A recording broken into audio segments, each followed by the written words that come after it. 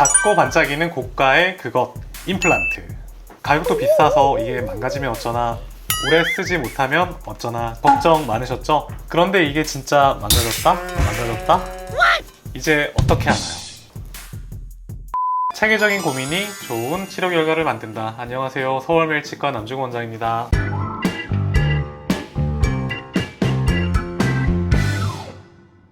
오늘은 타 치과에서 식립한 임플란트에 문제가 생긴 환자분 치료 노트를 보여드릴게요. 40대 남성 환자분이십니다. 임플란트가 흔들려서 오셨어요. 이 부분입니다. 치식으로는 36번 임플란트에 문제가 생겼어요. 여기 왼쪽에 37번 임플란트는 저희가 얼마 전에 완성해드렸던 임플란트고요. 그 앞에 이 36번 임플란트는 타 치과에서 오래전에 식립했던 임플란트입니다. 임플란트가 흔들려서 오셨는데, 보통 이제 임플란트가 흔들리면 임플란트의 뿌리, 즉 인공치근과 픽스처라고도 부르죠. 그 다음에 어버트먼트, 지대주라고 부르죠. 즉 인공치근과 지대주를 연결하는 가는 나사, 스크루가 풀리거나 파절되거나 했을 때 보통 임플란트가 흔들려요. 이분 같은 경우에도 나사가 풀려 있어서 저희가 나사를 다시 조여드렸어요. 다시 조여드렸더니 더 이상 흔들리지 않았고 그 상태로 귀가를 하셨어요. 보통 이런 문제로 많이 방문하시나요? 네, 보통 많지는 않아요. 1년에 5손가락 안에 꼽힐 정도로 좀 적은 경우이기는 해요.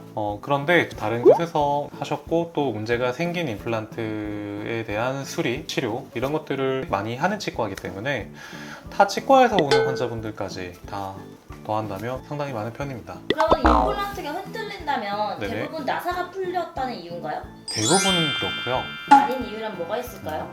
나사가 아예 부러져 버린 경우, 그 스크루라고 부르는 가는 나사가 아예 부러져 버린 경우도 있고요. 자, 그런데 인공치관과 지대주 사이를 접착제로 보통 붙이는데 그 접착제가 녹으면 보통은 그냥 빠져요. 흔들리는 게 아니라. 그런데 임플란트 여러 개의 보철이 서로 연결되어 있을 때, 브릿지라고 하죠. 그렇게 연결되어 있을 때 어느 한쪽의 접착제가 녹고 다른 한쪽은 녹지 않으면 흔들리는 경우도 있어요.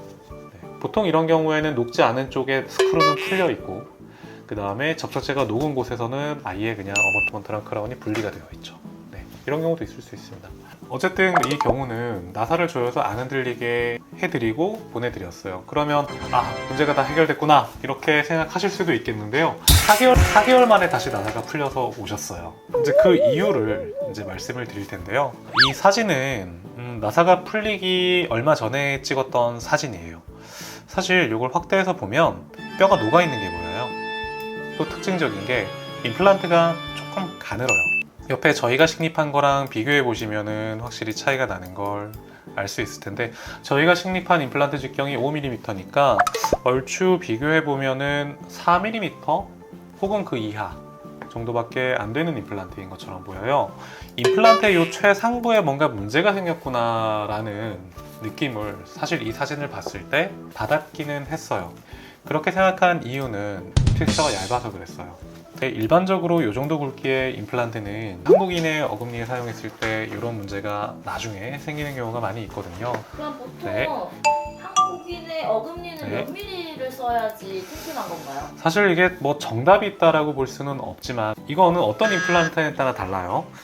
근데 흔히 한국에서 많이 사용되는 아스트라 타입이라고 불리는 또는 본레벨 인터널 타입이라고 부르는 그런 임플란트에서 큰 어금니 같은 경우에는 최소 직경이 4.5mm 이상 되는 인공치근, 픽스처가 추천이 되고요. 이왕이면은 5.0mm 이상은 돼야 좀 안심이 된다라고 사람들이 생각하고 있어요. 물론 5.0mm도 완벽하게 이런 일이 안 일어나는 건 아니지만 저희 치과에서도 큰 어금니 같은 경우엔 되도록이면은 5.0mm 이상의 임플란트를 심으려고 노력을 하고 있어요.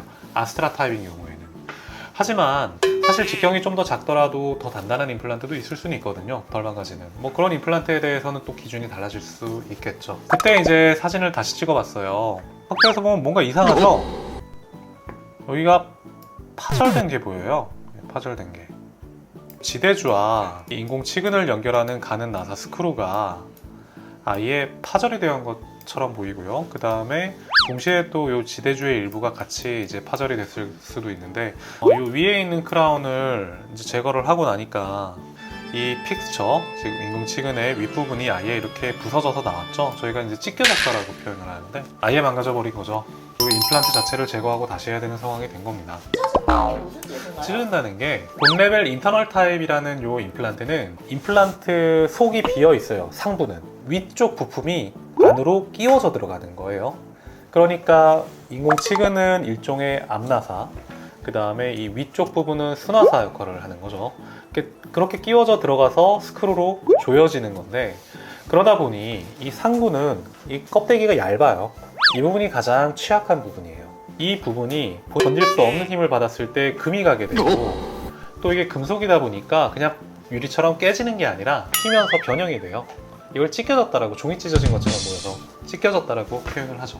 그러면 다시 돌아가서 이렇게 뼈가 녹는 경우는 여러 가지 이유가 있을 수 있는데, 단순히 이제 이쪽에 세균이 침투해서 염증이 생겨서 녹는 경우가 있고, 이 픽스처가 이 상부가 약해서 그쪽에 뭐 금이 가거나, 금이 가면은 미세한 움직임이 생기거든요. 마이크로 무브먼트가 생기는데, 그러면 주변의 뼈가 녹아요.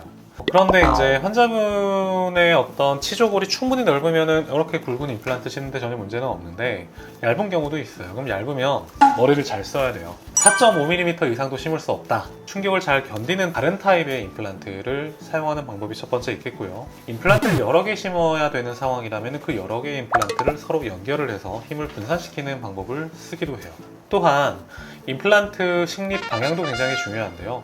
건물을 지을 때 기둥 당연히 수직으로 세워야 되잖아요. 만약 기둥이 기울어지게 만들어졌다고 상상을 해보세요. 수직으로 만들어진 기둥보다는 많은 하중을 견딜 수가 없겠죠. 임플란트도 마찬가지예요. 하중이 가해지는 방향으로 식립이 정확히 될수록 이런 문제가 잘 안 일어나요. 혹시 직경이 크면 무조건 좋은 건가요? 사실 이 부분은 4.5mm 이상이어도 충분하다라고 생각하시는 원장님들도 계세요. 그래서 이거는 의견이 좀 서로 다를 수 있다는 거. 그런데 분명한 거는 어쨌든 크면 클수록 상부 부분이 더 두꺼워지기 때문에 기계적인 강도는 더 올라가는 건 맞아요. 다만 뼈가 충분하지 않은 상태에서 너무 굵은 임플란트를 심으면 임플란트 바깥쪽을 감싸주는 치조골이 너무 얇아지면서 그 부분이 나중에 뼈가 빠르게 녹거나 부작용이 생길 수도 있어요. 너무 큰 걸 심다가 주변에 있는 치아를 건드려 버릴 수도 있어서 그럼 주변 치아가 또 망가질 수가 있겠죠. 그 다음에 수술도 조금 더 어려워지고요. 그런 수술 난이도가 올라가면서 생기는 문제도 있을 수 있고요. 무조건 굵은 게 좋은 건 아니에요. 그러면은 직경이 작으면 네. 그렇게 자주 풀리는 문제 말고 또 다른 문제가 생길 수 있나요?